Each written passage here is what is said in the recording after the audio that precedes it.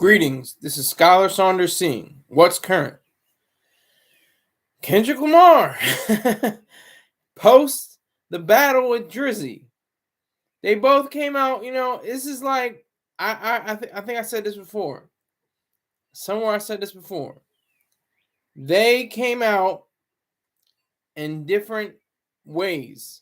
They came out and, Kendrick had all the raps, stacked them on each other. I'm sure he still has 20 or 30 raps, battle ready. If Drake still wanted to flow, but they're like, nah, I'm not gonna do that. I'm cool. So what does Drizzy do? Drizzy does a troll song.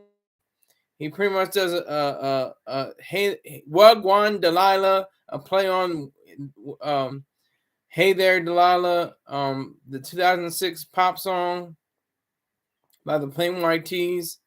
And Kendrick Lamar showed up at his hometown community university that was founded in 1927. Compton, I can't remember what. Let me make sure I get exactly what it's called. Compton College. Yeah, that's exactly what it's called. Compton College. So he had almost like a freestyle message. He didn't have anything written down. He was speaking straightly from his mind. He didn't have anything prepared. So I definitely commend him for doing that. And I like how they ended the battle, not beef, but battle amicably. They came out and Drizzy went they both went the high road, in my opinion. They could have had some kind of fisticuffs, and there was that issue with Drizzy, somebody shooting up his house, but that wasn't really related. They don't think to Kendrick Lamar. I think that was more related to The Weeknd with his XO people, but that's all alleged as well. But Kendrick Lamar, he had his mind right. He sounded coherent.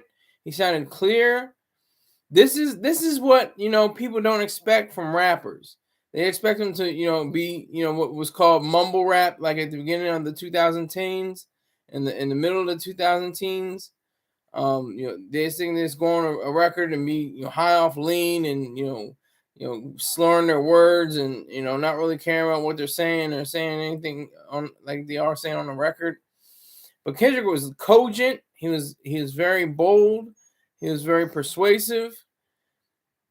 He had a style about him, as if he was getting an honorary PhD or something like that. They weren't giving him anything. I don't think that the school conferred upon him any kind of accolades or any distinctions. But I think he definitely garnered a crowd and kept them motivated and were hanging off every word he said. So I think that is pretty special. I think that's is extremely rewarding. That he should have that same kind of spirit, the same kind of mindset. And I don't mean spirits, mystically. I mean it, of or relating to your mind. So he definitely conveyed a message that said there's no place like Compton. That's like a direct quote. And he's like saying he goes to different places all over the world, different cities, different countries, and he still has he's still grounded to Compton. He's still grounded to his origins, his hometown. And he said Compton produces some of the best thinkers, independent thinkers, intellectuals, artists, creatives, and I wouldn't doubt him. Look who came from Compton. Dr. Dre and NWA and Serena and Venus Williams, and among a host of others. And Kendrick Lamar himself, of course. But there's also a host of others. But it just and Compton's always shown on television and movie screens, and you got Straight Outta Compton. I think that was the first place that somebody ever said. And I could be wrong. Correct me if I'm wrong, but go to the comment links and say, "Nah, Sky, man, they had that years ago."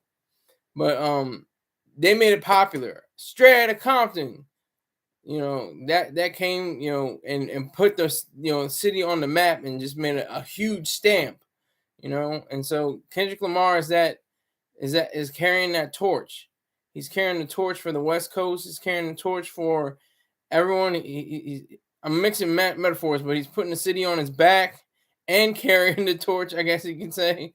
But yeah, so he's definitely somebody that can be regarded. I respect his intellect. I respect his thought process, and the fact that he didn't, say anything sideways against Drake. That was very gentlemanly.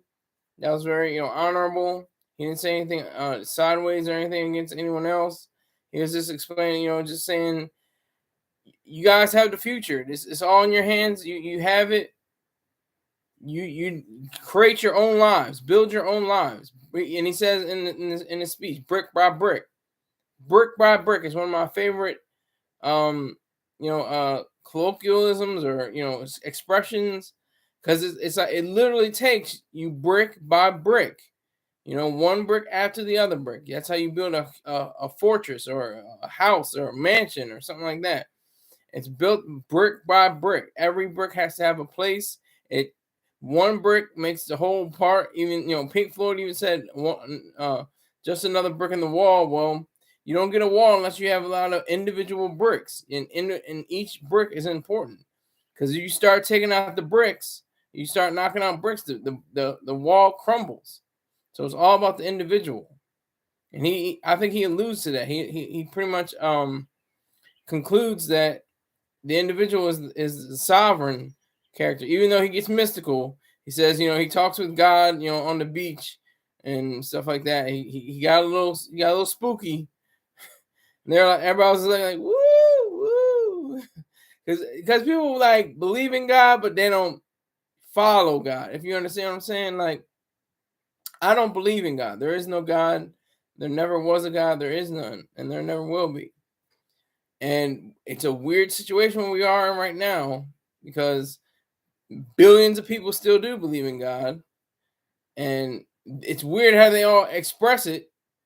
A lot of people express their kinship with the Lord in different ways. Some people don't, wear certain clothes. Some people are completely, showing no facial or hair, no facial recognition or parts of their hair. The women, especially. Some people don't drive cars or ride in airplanes. Some of you don't use electricity.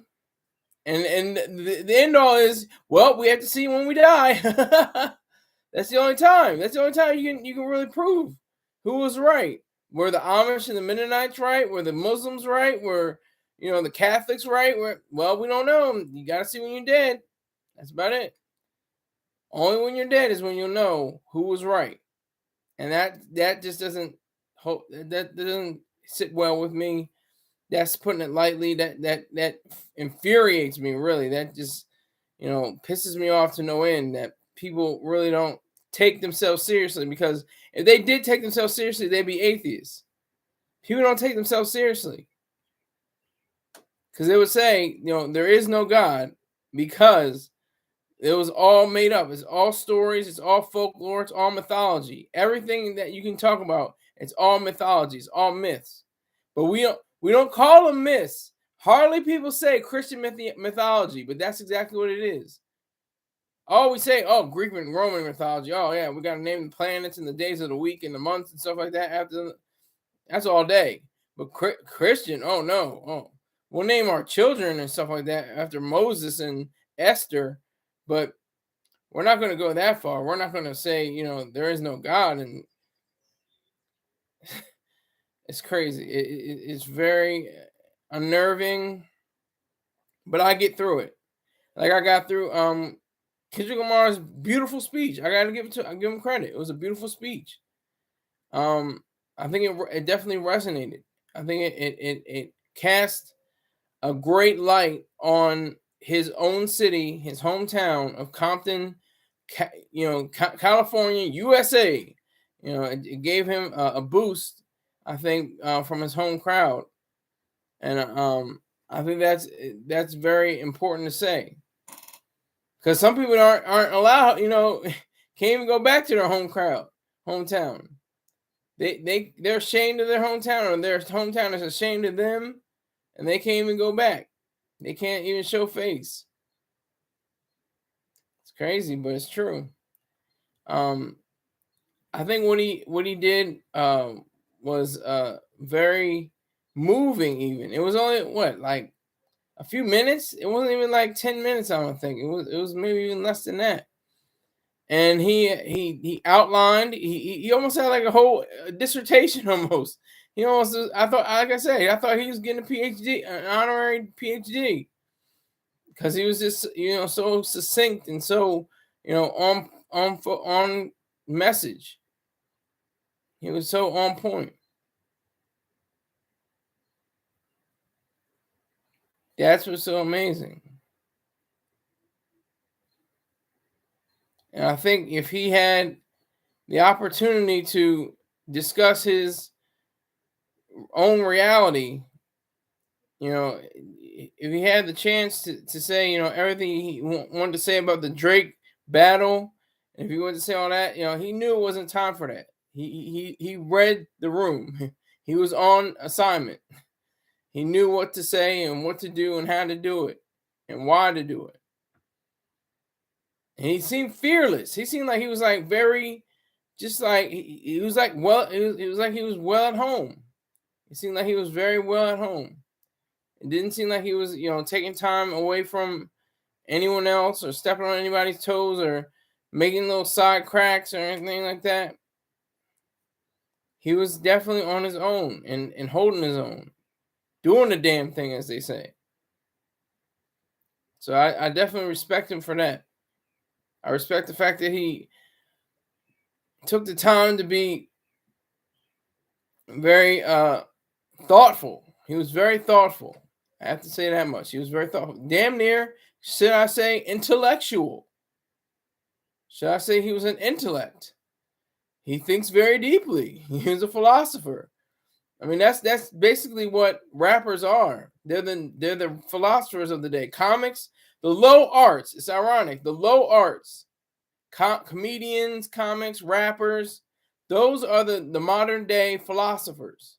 The low art. Comedy is a low art. Rap is a low art, but it's valuable. I mean, it's valid in a lot of people's lives. It's a value. But people say the ass. He's funny, but it's not that. I'll go see his show, but I'm not gonna really listen. Oh, he's got a flow. Oh, he's got some bars. Oh, okay, yeah. But it's not Schubert. It's not and comedian. It's not Shakespeare. Comedies and plays. It's not like it's Noel Coward or something like that. There's a difference there. So that's what the low arts are like today, and that's the reason why a lot of people don't really understand it or grasp or do grasp it and understand it and still reject it based on those different criteria, all the different things like the beat repetition, the low frequencies, of course the obvious. Everybody says misogyny and the using nigger in the songs, the violence and force and stuff like that. Those are the obvious things that everybody likes to pile on, rap, and has changed pretty much since its inception, which I think was amazing because, that warning, sticker might have been ironic. It might have been like, oh, that's official. That means they got the hard bars. That means they're cussing. They're telling the truth. They're telling the reality. They're not, they're saying the whole story. It's not blocked out. So I think what happened with the parental advisory stickers, they mainly changed the game of how people respond to different music. And I talked about the Diamond White Boy, Eminem. He definitely has a place in hip hop where he was like the Pied Piper of misogynistic and violent and vicious kind of commentaries, and it just kind of went on from there. He just kept on going from there. But Kendrick Lamar, he doesn't have that kind of viciousness to it. He doesn't have that kind of bark, but he has bite. He has very strong lyrics, very, very varied, very varied, but very complete ideas that he strings together. And so that's what makes him special. So he can go to his hometown. He can go to the college that he never attended. I don't think he has a high school degree. I don't know. I have to make sure, 100% sure on that. Let me see. Kendrick Lamar. See if this man has a high school. Wait a minute. They did confirm with something. Hold on. They said the keys of the city of Compton. Okay. Okay, that was a different time period. He got this he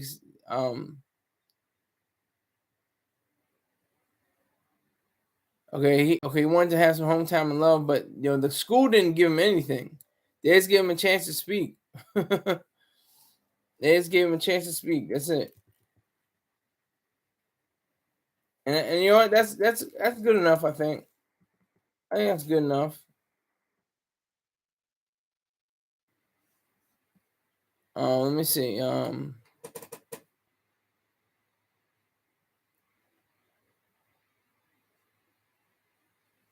In school, let's see. He attended Centennial High School, where he failed physical education in the 9th grade. He was enrolled in summer school during the 10th grade, which he dreaded because it forced him to be embroiled in a gang war.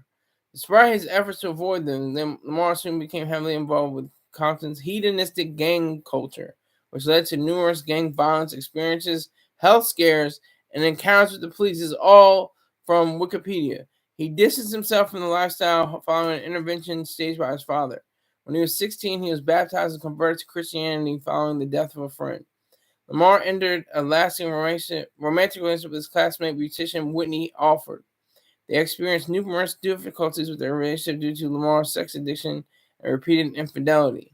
Lamar graduated, here we go, from high school in 2006, my year. So he's 36, I'm 35, as a straight A student. Okay. He flirted with the idea of studying psychology and astronomy, two of my favorite disciplines. That light is crazy. Whew. And in college, was suspended his academic pursuits to focus on his music career. Okay, so he was a pretty good. He was an excellent student. He got straight A's. He knew how to finesse. He had some issues with gangs, but he turned out to be a straight A student. He could have went to community Compton College. He could have probably went to Harvard. Who knows? But maybe Harvard wouldn't have been the best choice because Harvard, fell off pretty much. It's always fallen off, but it's gotten even worse. But some of the brightest minds still flock there. He could. It's not too late for him. I mean, all he has to do is show him his transcript. Hey, look, I'm a straight A student, and they'll probably snap him up. Have another notable person added to their roster, added to their list of people that attended that institution. But I don't think he's going to do that. I don't see that happening. But that's the wonder of college, though. College, you can go to college when you're 98 years old. You can enroll when you're 99 years old and graduate when you're 103. That's the beauty.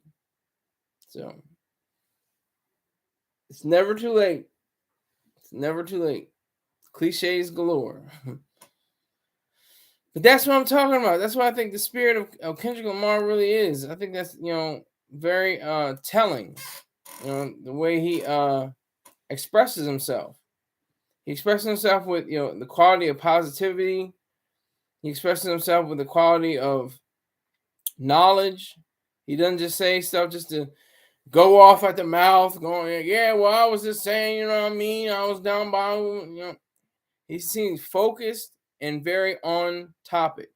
He seemed like he was striving to be very clear and very transparent and understand.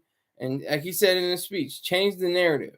Change the narrative of how young black men are viewed in this country. Change the narrative of how young black women are treated in this country. How white women how white men are treated in this country. How brown and red and yellow men are treated in this country. Everybody's got their own personal struggle, no matter what race you are. That's what I think his whole spiel was about. That's what I think he was talking about. That's what I think he meant. So it's very, honorable of him to go back to his stomping grounds, the place where he called home for years, and still be a factor, because he's relevant and a factor. Some people are irrelevant, and that's a-okay. Some people are a factor, but he's irrelevant and a factor. That's facts. He can grab headlines still. He may not have as much money. This is what I always say. I said Drizzy's got the money. J. Cole's got the power. Kendrick Lamar's got the respect. That's how that goes. That's exactly how that goes. So the thought of being, in an ideal space in this hip hop sphere, I remember there was a Time magazine, they had a whole, galaxy, or like a universe of hip hop, and it was pretty good for Time. They didn't get everybody in there, but they got most of the people in there, the top people that sold, apparently. But they didn't get like the Underground Kings. I don't think they got anybody like that. I don't think they got even Two Live Crew. I don't think they got. I didn't think they went to that realm. Or not just people that didn't sell, but people that might have been seen as raunchy or something like that. Like, but salute to what's his name, Brother Marquise. He passed away from Two Live Crew. Two Live Crew is losing members. I'm like, damn, who's that? Uncle Luke and who else? But anyway, Kendrick Lamar, definitely a legend. Definitely a Pulitzer Prize winner. First non-jazz or classical music act to ever earn a Pulitzer Prize. That's dope and that's deep at the same time. It's deep and it's dope. It's Diop. I don't know. I'm being stupid right now, but yeah. So he definitely has a Pulitzer to his name. No rapper can claim that. Oh, I got Grammys. Oh, I got American Music Awards. Oh, I got Billboard Music Awards. Oh, that's cute. I got, I got an EGOT. Even an EGOT. They gotta say PAGOT if you want to say a Pulitzer or something like that. But he's got a Pulitzer. No other rapper can say that. No other rock star can say that. No other music player besides classical and jazz can say that they had a Pulitzer Prize. Kendrick's got one. I argue, the artist formerly known as Kanye West, Ye, I think should have won for The College Dropout, because just the power of those songs. Every song is a hit. Every song bangs except one. Breathe In, Breathe Out. It was kind of a letdown. That made it not a perfect album. It was almost a perfect album. The next album, Late Registration, was a perfect album, but not life. I mean, not. I would say like The College Dropout. The College Dropout was near perfect, but it had the songs that it had on it, and the way that was constructed was like a novel or a movie. The way it was constructed, the way the different songs were arranged, and it just seemed like it was a whole movie. And it seemed like it was like a novel as well. Like, it was like reading a book. It had that special quality to it. So I would, definitely say for anything that could have won, even though I'm just saying shit right now. I'm just saying shit now. It don't mean nothing because that was almost 20 years ago. Well, no, it was over 20 years ago. It's, College Dropout, February 10th, 2004 is when it dropped. And whoever idea it was to drop against Norah Jones, and he even Ye mentioned her in the song. I got a Jones like Nora for your sorrow, me going me Mora, the girls are seen in the Aurora, Tammy, Becky, and Laura, or Shirley. I'm trying to hit it early, like I'm in a hurry. Okay, so that's it for that. I'll get sued by Ye, and I don't want that kind of lawsuit. I don't need that on my conscience. So never mind on that. But yeah, so I think Kendrick Lamar definitely, held it down for a city, held it down for Compton. Let the people know there are white people in Compton too. I'm just thinking about black people in Compton. I'm like, there's white people that went to Compton, Compton College. What is this? Where are we going now? Now I know a lot of people are like, of course, there's white people in Compton. There's white people everywhere. Like there's black people everywhere. There may not be a large concentration of them, but there's black people in Spokane, Washington. There's black people in Aspen, Colorado. There's black people all over the map. Just may not be as high concentration of them as in Detroit or Philly or Atlanta, Miami. So different places like that. DC, it just depends on the concentration of black people to make it, some kind of city. Greg S. has stepped into the building. He has stepped into the fray. Good evening, sir. What does he got to say? He says, might not be high concentration, but they high. Pay attention. Greg S. has the best commentary. I don't care who has, commentary better than him. Greg S. has the best commentary. I don't care. I appreciate you. Tell like 12 people, but don't tell 13 people that I'm on right now. Because it's going up 1, 0, 1, 0, 1, 0. I need to see 1,000, 100,000, a million viewers at one time. I'm trying to be like Mr. Beast. Yeah, that's quite a feat. I'm trying to be like Mr. Beast. But anyway, I can't call Greg as a broke bum nigga. He sent me $7.38. I appreciated that. He hasn't sent me a nickel since, but that's fine too. He steps in, and represents. So I appreciate that. Now we got 2 people in here. So we got Greg asking somebody else. My Cash App is right there. It's at the pinned message. So Kendrick Lamar and can do very little wrong. He's been winning this year. He's like Drake. Like I said, he can have the money, but the respect that Kendrick Lamar has.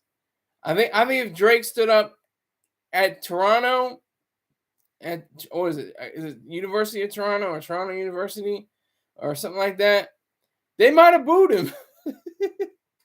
They might have said, "Boo, you lost. You made us look bad." But he had to go the troll route, Wagwan Delilah. But Kendrick Lamar went, the official route. He went, to his city's college and represented. I don't know what the difference between university and college is. I always forget. I used to remember it's like through some kind of accreditation, it differentiates a college from a university. It's kind of like jail and prison and some of the other things that you just say, oh, they're going to college, but they're going to university. You know what I mean? But English people say, oh, they're going to uni. They say it like, you're going to university. That's my terrible English accent, by the way. But yeah, so it's like short. It's a shorthand. It's approximates. That's all it is. But I do think that Kendrick Lamar is one of the best talents to ever come out of the womb of hip hop. He's got longevity. Like I said, he's relevant and a factor. He's been in the game for over 12 years, at least, maybe 13, 14 years.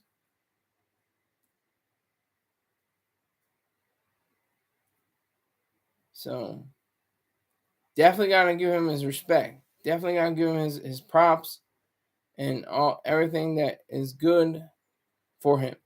Okay, this is like my Friday. I'm kind of like, Sunday. Sunday is like, it's just really relaxed and easy going. I went to church today. Got the word from the beautiful wife of the pastor, and her name is, well, I'm not going to say her name. You're going to look up and be like, oh, what are you doing? Try to go at her. But one of the pastors, she gave the word of the Lord today. She gave the message for the hateful, crowd, people that believe, people that have an idea of mysticism about them. But this is the thing that gets me every time. I said this 1,000 times. People are sincere, but they're not serious. They're sincere, but they're not serious. If you can differentiate between those things, what do I mean? Sky, what do you mean? Sincere is, okay, yes, thank you, Jesus, hallelujah, I praise your name. Okay, I get it. Great, wonderful. Serious, I don't take it that seriously. I'm not praying every single, I give it to the Muslims. I give it to the Jews. Christians, they don't seem like they're not as they'll do the rituals, they'll do the communion, they'll do the Eucharist, and they'll do that stuff. That maybe not, today's Christians. Previous Christians, they used to flog themselves. They used to, beat themselves up, literally. That was a problem, They kind of relaxed on that. They're like, yeah, let's not do the flogging so much. Yeah, can we not do that? It's not really, helping out with the numbers. Telling people, oh yeah, you should go flog yourself if you sinned, But they have the idea. At least they have the idea that you need morality. They have that at least. I have to give them that much credit. It's wrong. It's vicious. It's disturbing what they think about, virtues and morality. But at least they have an idea. They have a sensibility about it.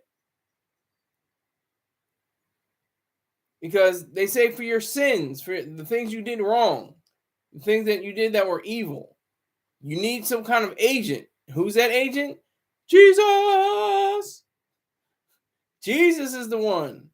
He went to the cross, well, the post, I should say. He went to the post and allegedly died for people's sins. Allegedly. Died for people's sins and really, had a tough time. I'm really, underplaying that. But he had a tough time going into this, And that's what I don't understand either. The calendar year, Easter comes before Christmas, but we have the baby like afterwards. We have his, his whole adult life, and he going all the way to his death. But then we see his birth at the end of the year. I still am so confused about it, but I'm not really confused about it because I know that Jesus was born in sometime in the spring, and that's when they should have had it. Christmas should be, Christmas should be in the springtime, and Easter should be in winter. It should be later in the year. For me, I'm stupid. I don't know. I could be wrong, but that's how I see it. That's what I see it as.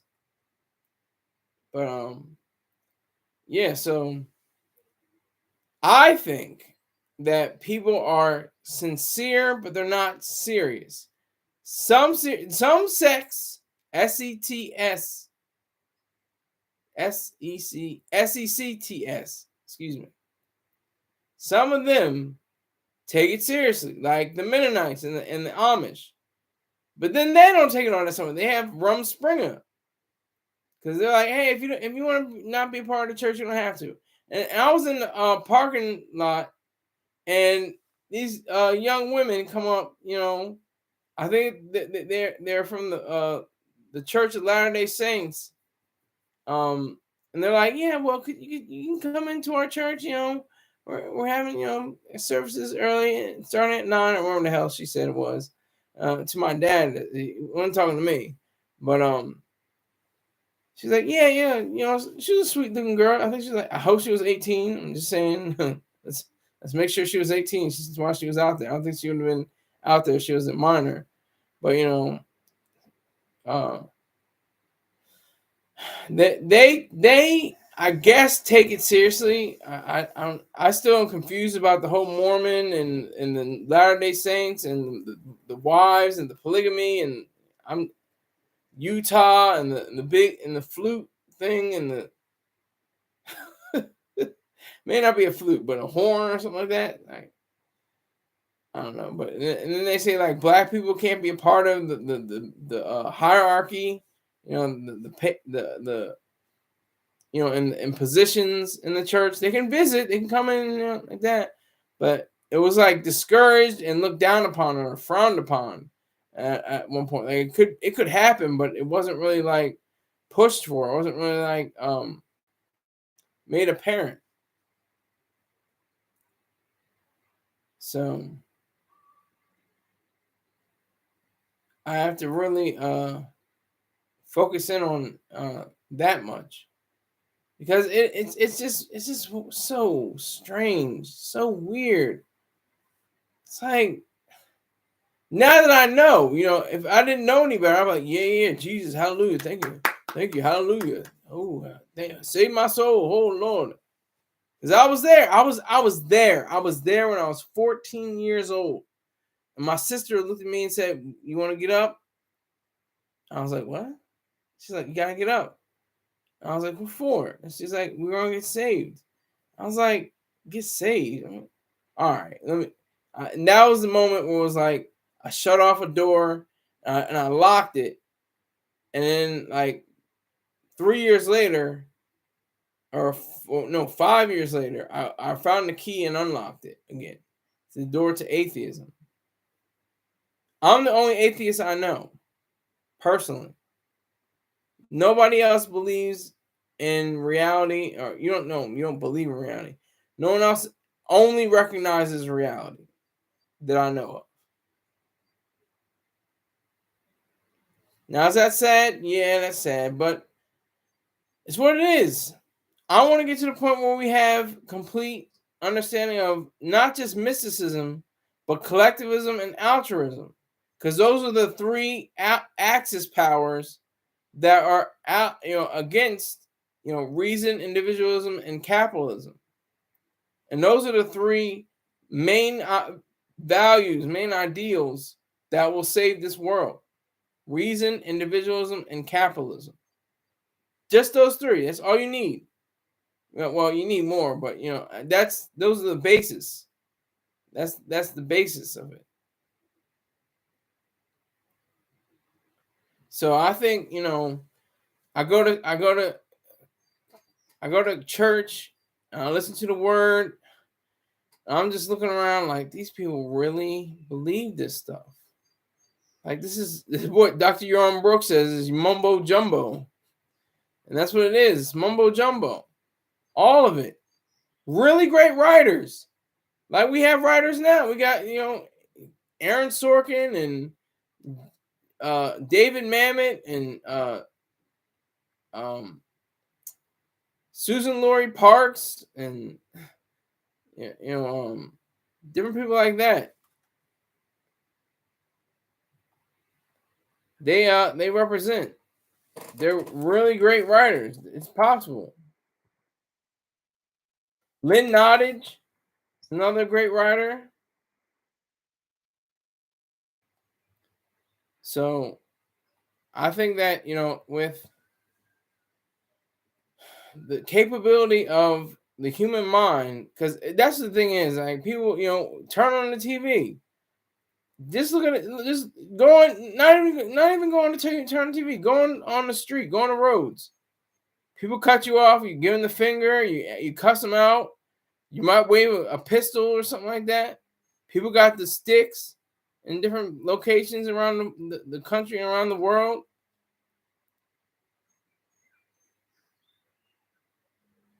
They're ready to go at you.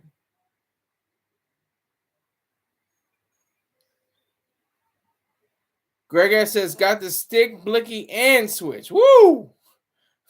The stick, the blicky, and the switch. Woo! Fire. Fire. Fire. Neutralize. But no. It's wild. It's wild. But I do reap from the word. I do reap, benefits from listening to the sermons and the spectacle. They had the people come out, they're on the stage and they're singing and saying words of the Lord. Then they have little messages between. Then they have the sermon. The sermon lasts for about 40 minutes. And then you're done. It's all right. You're like, well, done with that. That's not the Black Baptist Church. Oh, no. Oh, no, no, no, no, no, no. You start off with Sunday school at 9 o'clock in the morning. Then you have devotions. Then you have prayer. Then you have, I could go on and on and on, I have 0 likes and 0 viewers. The person that liked it did not like what I was saying. But that's fine too. I got rebroadcast land anyway. So, yeah, so it would rankle me, it would annoy me, it would frustrate me, but I'm beyond all of that. I'm so beyond all of that. I'm at a place now that is clean, clear, and under control. No, but seriously, no, I'm at a great point in my life where I don't have to worry about, is there a God? God, is he listening to me? Are my prayers getting through? Am I being spoken for? I don't know.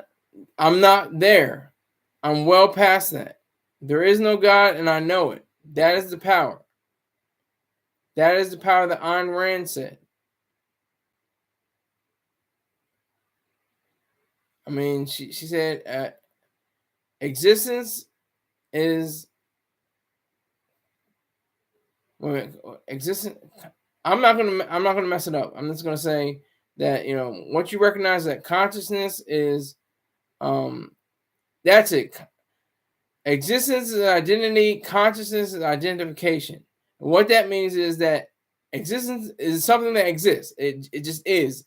It could be an idea or it could be matter, but it exists. It's reality. Now, consciousness is from the human perspective. Consciousness regards the mind, and that's what consciousness is. It's identification. It exists and you know it. That's basically it. It exists and you know it. That's the power of existence and consciousness. So that's what we have to always focus in on. No matter what we're doing with our lives or for our lives, we have to stay focused on that specific ideal. That's the power.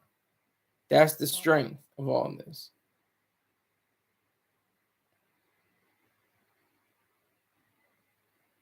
That's why I think it's so, beautiful. It's still beautiful about people, because I see that, since all the different, other faiths, there's mainly 3 right now: Judaism, Islam, and Christianity. And Christianity is the leader right now. It's got the most people. But this is the interesting thing that's going on right now. People are losing their status in the church. They're not going to church anymore. They're still spiritual. They're still faithful. They still believe in God, but they're not going to church. And that's a little chink, chink, chink, chink, chink. There's some knocks at, faith. Because they're saying like, oh, I don't need anybody to tell me this stuff. I can go online. I can, I don't have to get up early on Sunday. I want to just sleep in. That's the main difference. That's the idea that a lot of people don't understand. How you can have a person that is, like I said, I would love to go to a wedding for atheists. Is that possible? Are there any weddings for atheists? Because that's his first step. It's atheism. That's like checking your code at the door of the beautiful mansion of philosophy, a proper philosophy like objectivism. That's just checking your code at the door. Like, you have to not be a theist. You can't be somebody that believes in something that doesn't exist. That's like step one. Before you go any further, before you go any further, let me take your coat. Let me take your coat. You can't have that on around here. I mean, believe whatever you want out there, but once you walk into this philosophy and you say that you are an adherent to it, then you have to be, very focused on that part. You have to be very intertwined with the idea that you are a being of substance.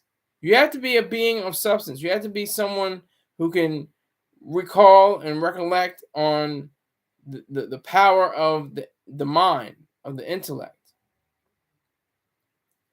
And that goes back to Kendrick Lamar. I know he's a complete mystic, but he has some kind of rationale in his head that says, about creators and thinkers and, builders brick by brick. I love that expression. I always love that expression, even before Tetris. But, brick by brick, you build it from the ground up. That's beautiful. So, and like I said, look, I'm outnumbered. I'm in the lowest percentage of people, and even lower. How many people are objectivists? I mean, I don't even know if that has been polled. How many people are devotees of Ayn Rand's philosophy of objectivism? How many people? I don't even know where we get those. I'm gonna have to ask. I might have to ask. What are the numbers on objectivists in the world? Is it 100,000? Is it 1 million? Is it 2 million? Can't be that much. It's not a whole lot. It's just a few.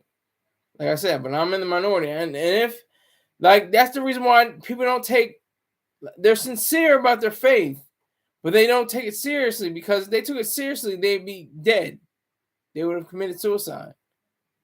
They'd already committed suicide. They'd have been altruists. And the only way you can be a complete altruist is if you commit suicide. You can be a complete capitalist and live a lovely, great, wonderful life. Or you can be an altruist and you can, die spiritually and physically. Or come close to death. Like Mother Teresa. It's written in her journals. It's written in her journal. She said, this life is horrible. This is harsh. This is terrible. I'm having the worst time possible in life. She didn't, I don't know if she wrote it, but what happened was she only cared for the sick just enough to make them better, to be not as sick. Just enough. Just get them over. Just give them enough medicine just to make sure they're alive. But beyond that, what is this? Making life great? What are you talking about?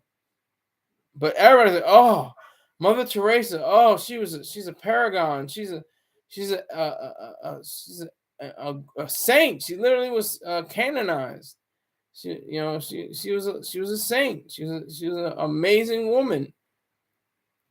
But why wasn't, Ayn Rand made a saint? She can't be made a saint. She cared about herself. She only was about Ayn. And that's not true because she had a husband and friends and everything like that. And that's just like a smear. People say, well, if she was she was so selfish, you know, she really didn't care about anybody else. She didn't care about her family or friends or anything like that. She just cared about, it was all me, me, me, I, ego, ego, ego, ego. Mine, mine, mine.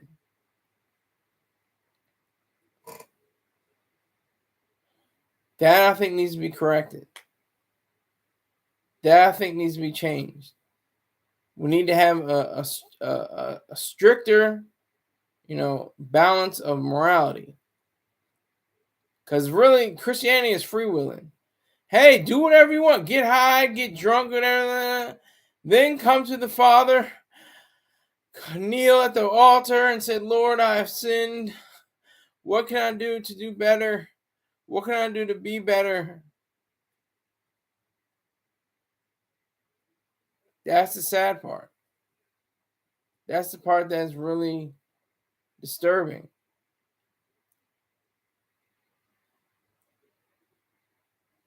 That's the issue. That's what we have to really contend with. And this particular I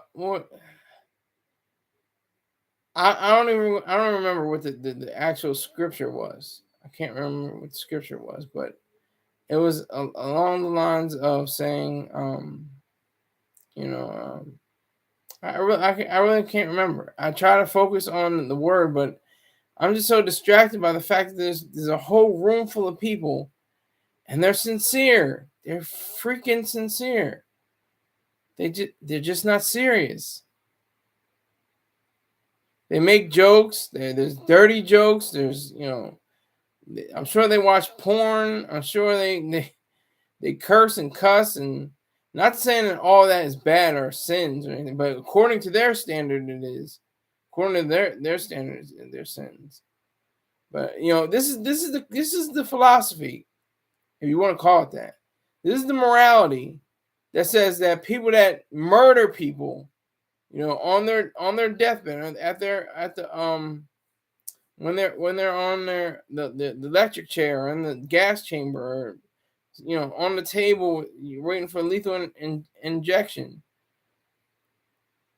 It's okay. God's got you. He's going to take you under his wings, and you're going to be forgiven. Just like the thief that said, please remember me in paradise. Elohai. Oh, Elohim or something like that. He said, yeah, I'll tell my dad. Don't worry. That's alleged, by the way, too. Great writers. 40 writers of the Bible, over 1,500 years. 40 writers, 1,500 years worth of history and mumbo jumbo. Because that's what's weird about it. I still have to get to the bottom of that. How there's still, geographic locations like Egypt and places like that, and Jordan and stuff like that. But where's the geographic place for Eden? I mean, and what is it exactly the same thing when we talk about Bethlehem and Nazareth and Galilee and the Israel of the Bible, not today's Israel, because in the difference between an Israelite and an Israeli, I have to get to the bottom of all that. I have to continue to study. I have to still be able to study all that because it just confuses me. But no, it's just weird. It's just really strange. The whole idea of it, it's wacky. It's wacky tobacco. No, but I mean, so that's another thing. Some churches allow for you to smoke cigarettes. Some churches are like, that's frowned upon. You can't smoke cigarettes. You can't smoke cigars. You can't take any tobacco products. You can't, do snuff or something like that. You can't use dip. It's goofy. It's weird. But it's real. It's reality. Sadly, people go on the bottle. That's the thing with that's one of the things she said today. She was talking about AA.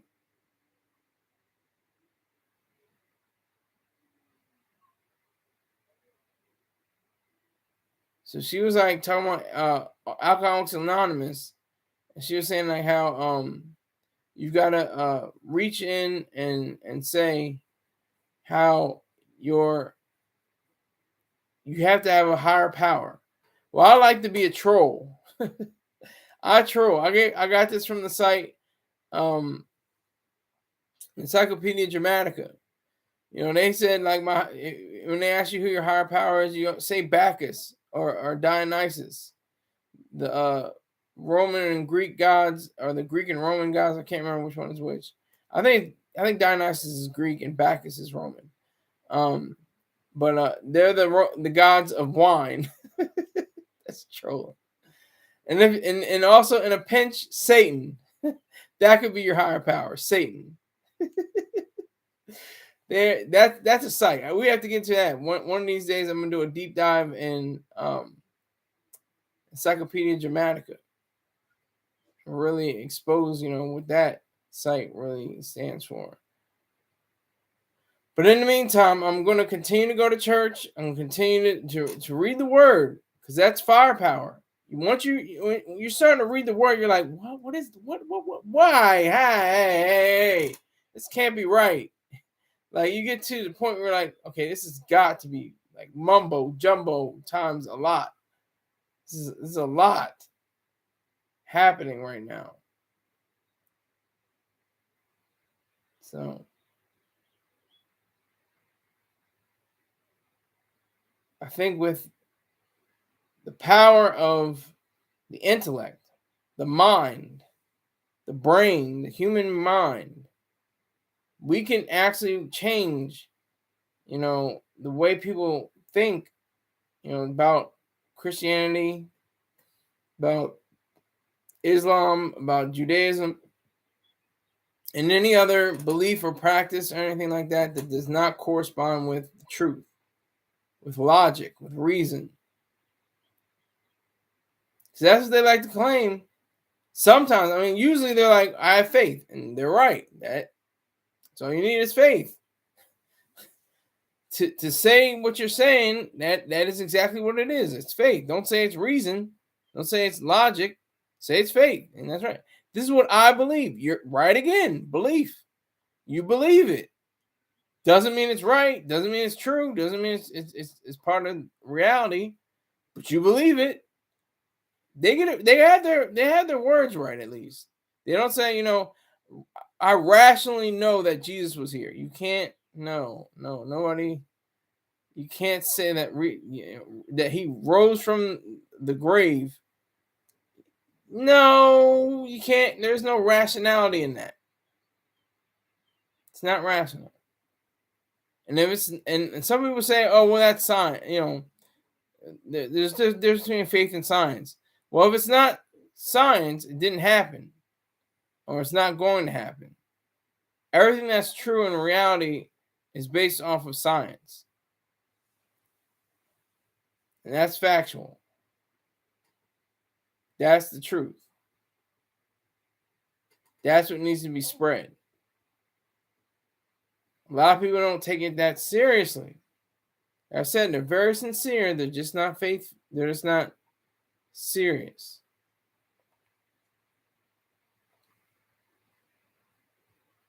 They're not true to themselves. They're not true to their minds. They're focused on being someone that they're really not. They're focused on being somebody that that is tricky to them. It's weird to them. It's goofy and doesn't make any sense. That's where they're at that point. So if you have any temerity, if you have any courage, if you have any balls, if you have any spine, any backbone, I encourage you to find out about Ayn Rand. and just let it seep into your brain. Just let her words seep into your brain. The fiction is subtle. It's not like it's going to scream at you. It's going to be direct. It's not, like that. It's very powerful and strong. But you can read the nonfiction and the same thing. Very strong, but once you get the grasp, the idea of a true philosophy, one that is based on truth and reality and reason, you'll be okay. Hey, I'd like to thank my single person, the sole person in the live chat, Greg S. He had two comments.